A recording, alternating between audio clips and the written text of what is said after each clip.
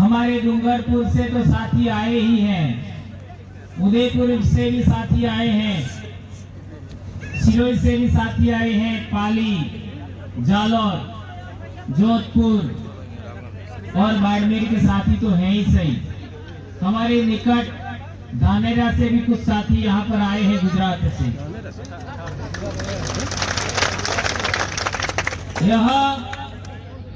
यहाँ पर आने के लिए किसी ने पैसा नहीं दिया, स्वेच्छा से आते हैं, स्व प्रेरणा से आते हैं। यह एक अदृश्य चैन सी बनती जा रही है, अदृश्य भावना बनती जा रही है कि हम जिधर भी जाते हैं उधर लोगों का पैर अपने आप चल पड़ते हैं। ये कौन सा भाव है? ये आप इस देश के मूल मालिक हैं, इस देश के आदिवासी हैं, और अब आपने हुकार भरी है कि हमें हमारा हक चाहिए, इसलिए ऐसा हो रहा है। हमारे पूर्वजों की अधूरी इच्छा है। हमारे पूर्वजों की अधूरी इच्छा पूरी करने के लिए हमारे पांव बरबस चल पड़ते हैं। दोस्तों, आज यहाँ पर हम देखें तो एससी समाज के भाई भी हैं, ओबीसी समाज के भाई भी हैं और राजपूत समाज के भाई भी हैं, और भील तो है ही सही। मेरा आप सबसे आग्रह है कि जो कौम अपना इतिहास नहीं जानती वह अपना भविष्य निर्माण नहीं कर सकती, यह बाबा साहब अम्बेडकर ने कहा। और इस बात को आज पूरे देश भर में जन जागरण के माध्यम से बड़े पैमाने पर काम चल रहा है। मारवाड़ की धरती पर संभवतः मैं पहली बार ऐसा देख रहा हूं कि आदिवासी परिवार की व्यवस्था के अनुरूप हमारे सांसद नीचे बैठे हैं, एमएलए नीचे बैठे हैं लोगों के बीच में। और देश में ट्रेंड हो गया था कि बड़े बड़े लोग मंचों पर बैठेंगे और दूसरे लोग फूलमालाएं करेंगे और दूसरे लोग नीचे बैठेंगे। लोकतंत्र में प्रजा के पास शक्ति होती है और प्रजा का प्रतिनिधि प्रजा के बीच में ही बैठना चाहिए। ये सबसे पहले हम लोगों ने बोला और उसका परिणाम आया, समाज ने सहज स्वीकार किया। आज हमारे मंचों पर हमारे बाप दादे बैठते हैं, हमारे बाप दादे जिनका खून हमारे अंदर मौजूद है, जिन्होंने इतिहास रच के गए हैं, जिन्होंने हमारे स्वाभिमान धर्म गौरव का एक इतिहास रचा है, उन आदर्श पुरुषों का स्थान हमारे से थोड़ा सा ऊपर होना चाहिए। ये पूर्वज पूजा का सिद्धांत है और उस पूर्वज पूजा के सिद्धांत को हमने एक्सेप्ट किया है। इसके लिए मंच पर हमारे बाप दादे बैठते हैं, हम नहीं बैठेंगे, ये बात हमें स्वीकार है। दोस्तों, आदिवासी कौन? तो कई सारी बातें आएगी, जिनका जीन, जिनका डीएनए यहाँ के लोगों से का हो, यहाँ जो पैदा हुए, कई बार से आए नहीं, कई बार गए नहीं, वो आदिवासी है। ये बात तो हम जानते हैं। लेकिन आदिवासी की एक सबसे बड़ी विशेषता क्या है? आदिवासी की एक सबसे बड़ी विशेषता है, वह हर काम, हर निर्णय समूह में करता है। वो अकेले एक आदमी के निर्णय के आधार पर कभी नहीं चलता है। ये आदिवासियत है।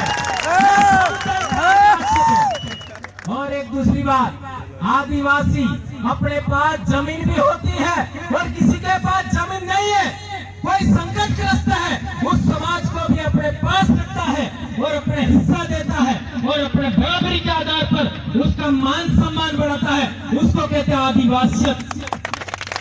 और एक बात आपने देखा होगा, आदिवासी समाज का पूजा पद्धति होता है, उसके अंदर महिला को भी बराबरी का सम्मान होता है, आदमी को भी बराबरी का सम्मान होता है।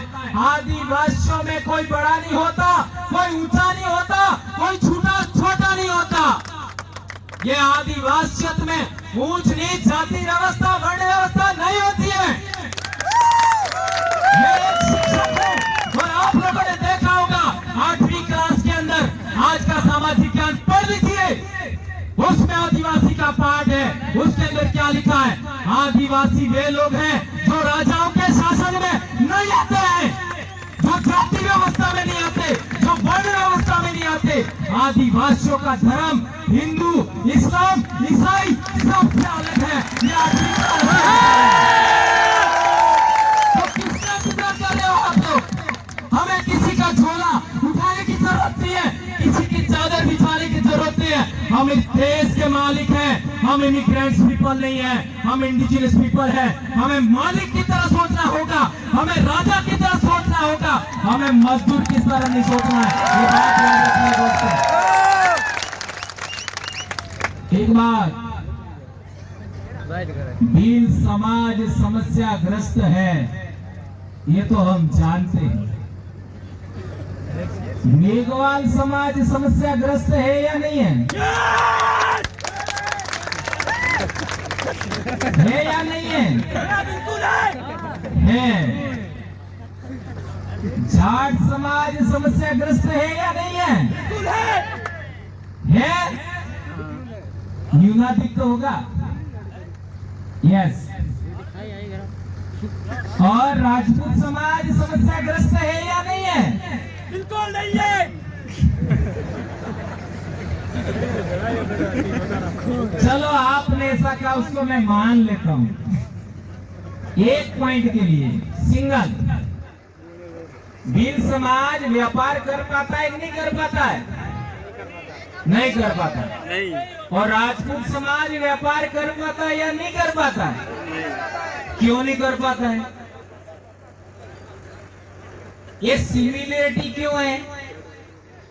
मेरे को पढ़ाने वाले टीचर, वो भी चौहान थे मेरे गांव के, उनको मैंने सवाल पूछा।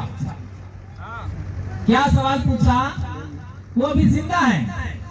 भट्टी साहब, आपका आमंत्रण है, वहां आकर के उनको पूछ सकते हो, क्योंकि आप ही बैठे हुए मेरे सामने सुन रहे हैं।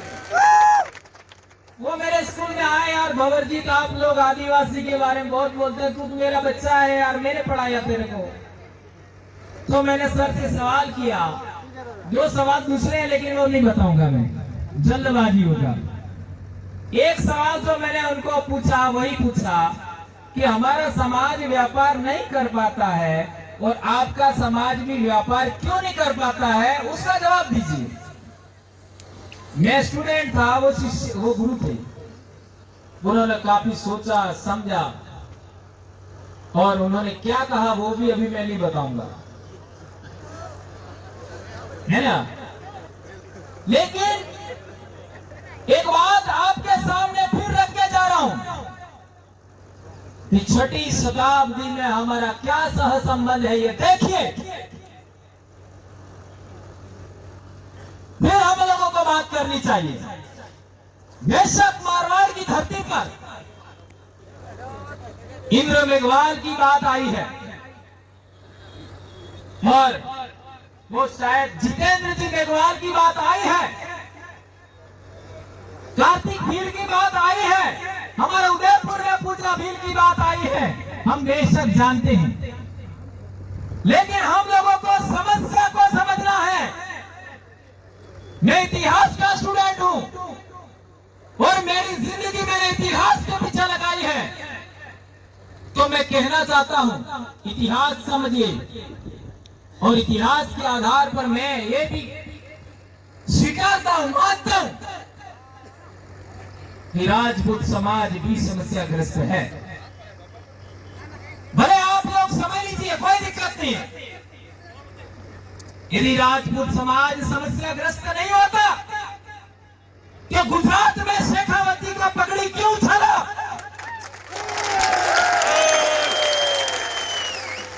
करणी सेना के राष्ट्रीय अध्यक्ष को क्यों मारा? यह है मेरा सवाल। इसलिए मेरे भाइयों, बल से काम नहीं लेना है, दिमाग से काम लेना है, बुद्धि से काम लेना है।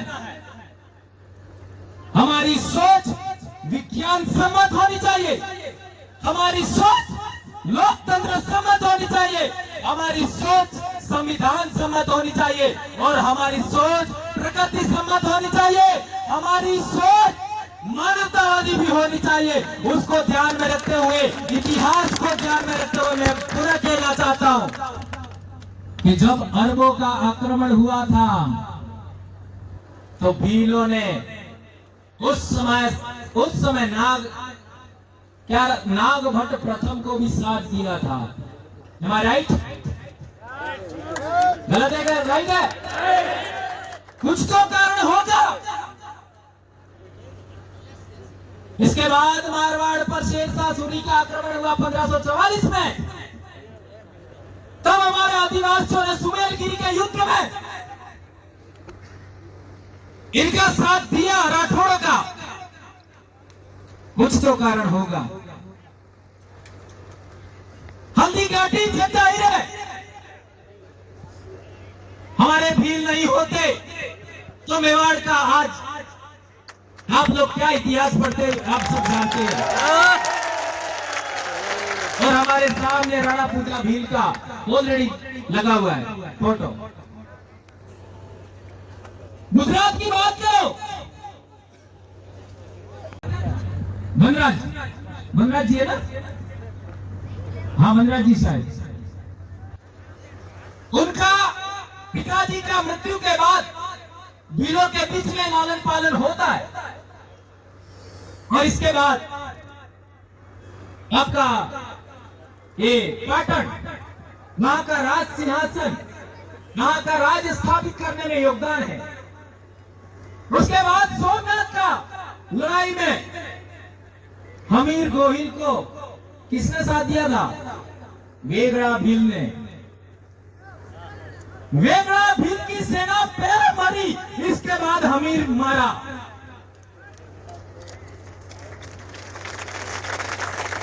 इसलिए मेरा पुनः सवाल है, राजपूत समाज व्यापार नहीं कर पाता है, भील समाज भी व्यापार नहीं कर पाता है, उसका कारण क्या?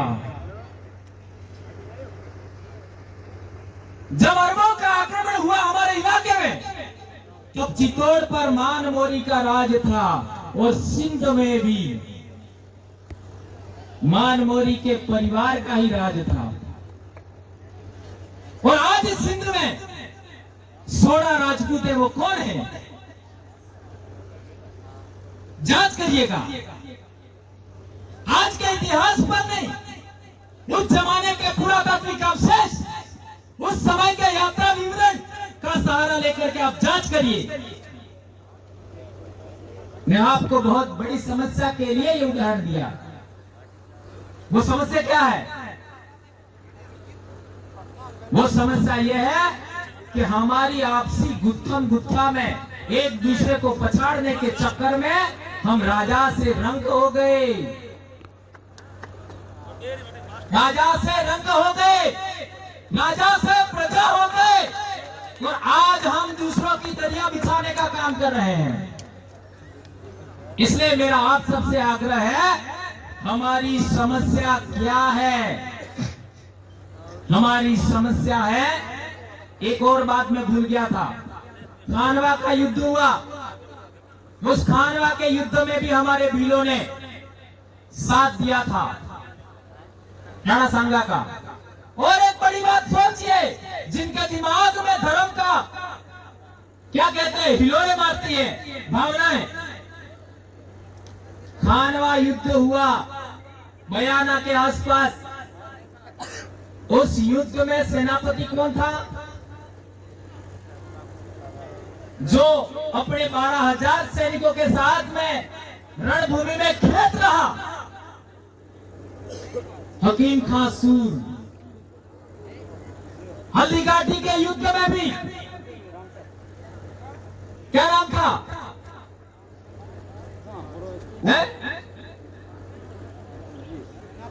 सेनापति क्या नाम था? मान सिंह। नहीं, मान सिंह जी नहीं, वो मुस्लिम थे।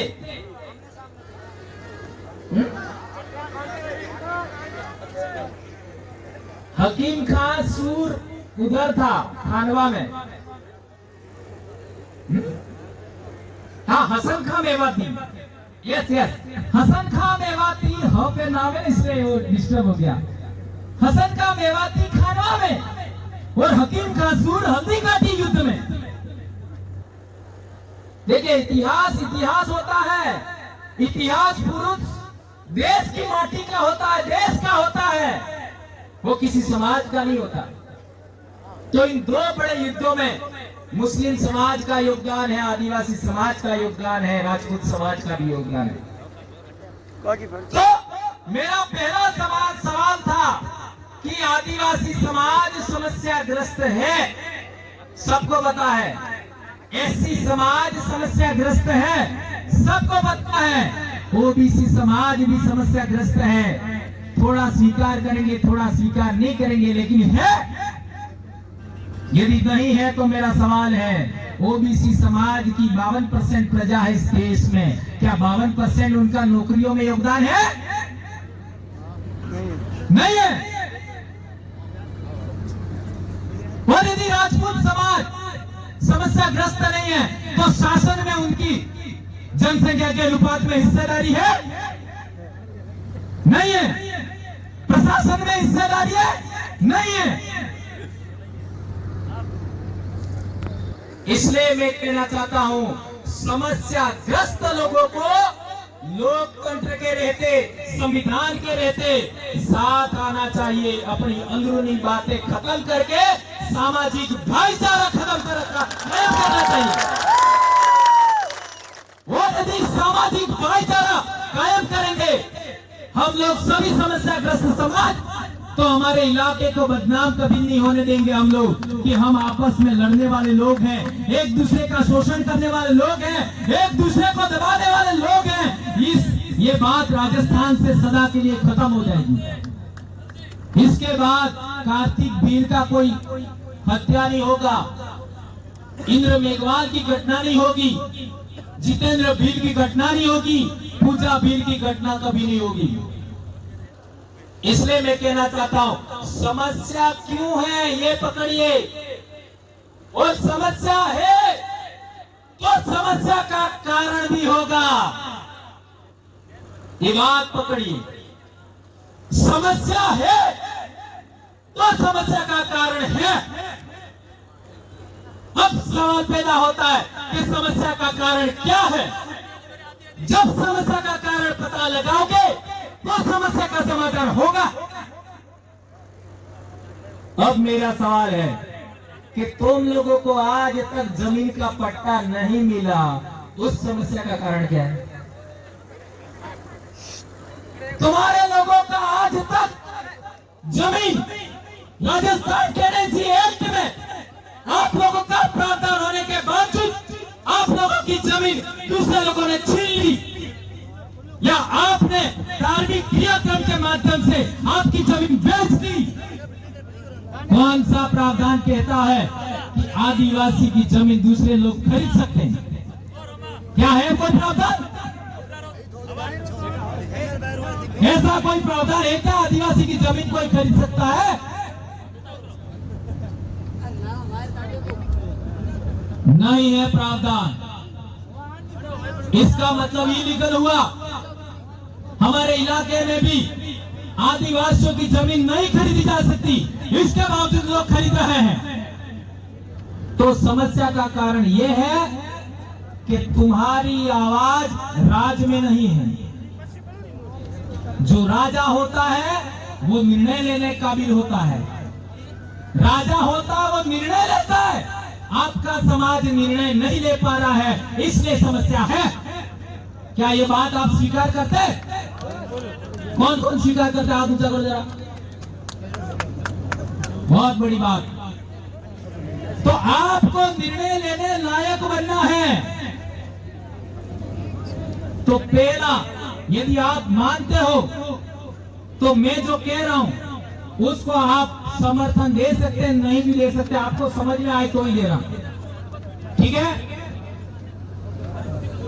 आदिवासी समाज की जमीन का रक्षण करने का आश्वासन दे, उसी को ही ठप्पा लगाना चाहिए। क्या ऐसा होना चाहिए? है? समझ में आया कि नहीं? आदिवासियों की जमीन का रक्षण करने का आश्वासन दे, और वो किस पर देना चाहिए? है? कागज पर के मुंह जवानी, कम से कम स्टाम्प पेपर तो होना ही चाहिए, होना चाहिए। इस तरीके की बात रखनी होगी आपको। हमने हमारे इलाके में ऐसा ही बातें रखी थी सबसे पहले, आदिवासियों का रक्षण सबसे पहले, और वो भी ये आश्वासन हमको राजनेताओं से चाहिए क्योंकि शासन में वो बैठते हैं। दूसरी बात, आदिवासियों की एट्रोसिटी होती है तो वो नेता वहां खड़ा रहना चाहिए हमारे पक्ष में। ऐसा होना चाहिए कि नहीं होना चाहिए? हमारे इलाके में भी नहीं होता है, लेकिन अब धीरे धीरे फिजा बदलने लगी है। तो यदि ये बात, ये दूसरी बात भी आप स्वीकार करोगे तो आपके इलाके में भी ये बात होगी। तीसरी महत्वपूर्ण बात जिसको लेकर आज मीटिंग है, मैं ऐसा कहना चाहता हूं कि इस इलाके में ही भील समाज का दिक्कत नहीं है। जो हमारे चंबल और बनास नदी की घाटी है उस इलाके में भी आदिवासी लोग परेशान हैं। अजमेर भीलवाड़ा के आसपास भी लोग परेशान हैं, उनका भी ऐसी तरीके की मांग है। तो महाराष्ट्र का उदाहरण देता हूं मैं। आप लोग औरंगाबाद चले जाओ, जालना चले जाओ, बीड चले जाओ, यवतमाल चले जाओ, जलगांव चले जाओ, अहमदनगर चले जाओ, पुणे चले जाओ, महाराष्ट्र की बात कर रहा हूं। वहां 25 किलोमीटर इधर, 25 किलोमीटर इधर, 25 इधर, 25 इधर, कहीं पर भी शेड्यूल्ड एरिया नहीं है, यानी 5वीं अनुसूची का इलाका नहीं है। लेकिन यहाँ बीच में आदिवासी बाहुल्य गांव है तो वो 5वीं अनुसूची के तहत नोटिफाइड है, वो शेड्यूल्ड एरिया है। यदि इसी तरीके का राजस्थान में हो जाए तो कितना इलाका शेड्यूल्ड एरिया हो जाएगा? समझ में आया कि नहीं आया? जो आदिवासी गांव जिसमें 100% आदिवासी लोग रहते हैं, नंबर 1, और दूसरा 50% से ज्यादा आदिवासी लोग जिस गांव में रहते हैं उसको राजस्व गांव बना करके शेड्यूल्ड एरिया में शामिल कर दिया जाए तो यह आरक्षण की समस्या सदा के लिए समाप्त हो जाएगी पूरे राजस्थान में। क्या करना है? जो भी आदिवासियों की बस्तियां हैं उनको राजस्व गांव पहले घोषित किया जाए और इसके बाद उसको शेड्यूल्ड एरिया में शामिल किया जाए तो हम और आप एक हो जाएंगे। हमारे इलाके में जो लाभ मिलता है वही आपके इलाके में लाभ मिलेगा। और आज यदि 45% हमको आरक्षण मिलता है वो संख्या बढ़ जाएगी। जितनी संख्या बढ़ेगी आरक्षण भी बढ़ जाएगा तो सबकी रक्षा हो जाएगी। आज हमारे इलाके में देख लीजिए, डॉक्टर बन रहे हैं, इंजीनियर बन रहे हैं, अब IAS भी बनने लगे। ये शेड्यूल्ड एरिया का लाभ हमको पिछले 30-40 साल में नहीं मिला होता तो आज का पीढ़ी है आगे नहीं बढ़ती। इसलिए मेरा आग्रह है कि हमारे जितने भी जनप्रतिनिधि बुद्धिजीवी साथी हैं, सबसे आग्रह है पूरे राजस्थान में सिंगल पॉइंट का डिमांड होनी चाहिए। सिंगल पॉइंट क्या? जो आदिवासी बस्ती है उसको रेवेन्यू विलेज, राजस्व गांव बनाया जाए नंबर 1, और उस राजस्व गांव को अनुसूचित क्षेत्र घोषित किया जाए। ये आपका मांग करिए, इसके बाद कितना जल्दी बदलाव होता आप देख सकते हो। ये मैं कहना चाहता हूं। ये मैं जो बोल रहा हूं वो DTSA के विरोध में ऐसा नहीं कह रहा हूं मैं। ये बात फिर कहीं ऐसा नहीं हो जाए कि गौर जी ने गलत बात बोली। मैं जो बात बोल रहा हूं वो महाराष्ट्र में इंप्लीमेंट है, आंध्र प्रदेश में इंप्लीमेंट है, तेलंगाना में इंप्लीमेंट है, लागू है, वो बात कह रहा हूं मैं। और आपने देखा होगा महाराष्ट्र में जिला स्तरीय भर्तियों में एक नोटिफिकेशन आया था कि ग्रुप सी और ग्रुप डी में 100% रिजर्वेशन शेड्यूल्ड ट्राइब का होगा। ये भी